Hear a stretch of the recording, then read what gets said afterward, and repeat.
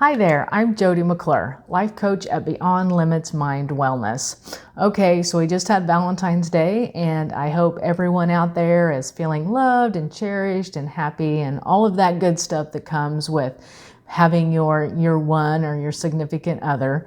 But some people might be new in a relationship or fairly new in a relationship, and they're sitting back going, I wonder if I can trust this person. Okay, so that question is actually what I get asked a lot in relationship coaching is, how do I know I can trust this person? And the answer to that foolproof is you can't know right off the bat. And even for a while, you cannot know if you can truly trust someone, because here's the thing about trust. It is built moment by moment, event after event. Nuggets of trust are built, okay? But there are ways to kind of start to determine if you can trust someone. So that's what I want to do today, is give you a few tips on if you're trying to figure out if you can trust someone. Here's some things that you can pay attention to. Okay, so the first one is, does that person show up? Do they show up in your life when they say they're going to? Do they come over when they say they're going to? Do they keep their times to be with you for one? The other thing is, do they text message you or call you when they say they're going to? If these things continue to be like, all of a sudden you feel blown off and then they come back and, oh, I'm sorry, I just got so busy.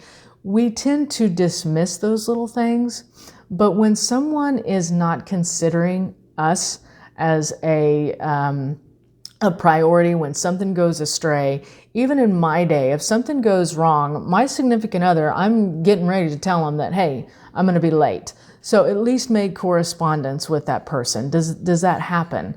So those are the little things to look at. Do they show up? Do they text? Do they call when they say they're going to? The other thing is, when you're expressing yourself to that person, do you truly believe that they are listening to you?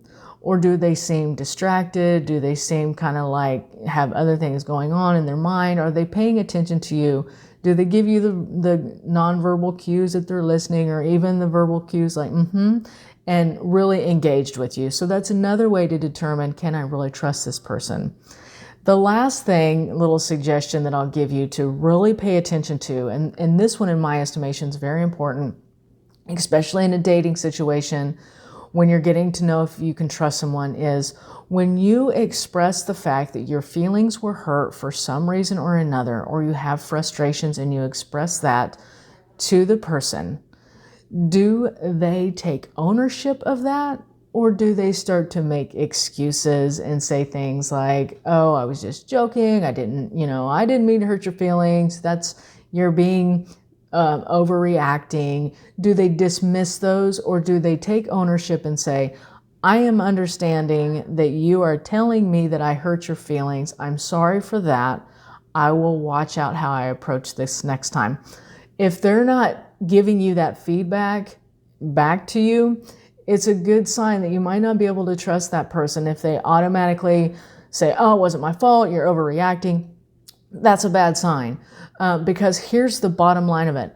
Our feelings are not up for debate, okay? We dismiss that a lot of times, but how you feel is how you feel, and rightfully so. So I hope these little bits of advice helped you out there if you're trying to determine who you can trust in life.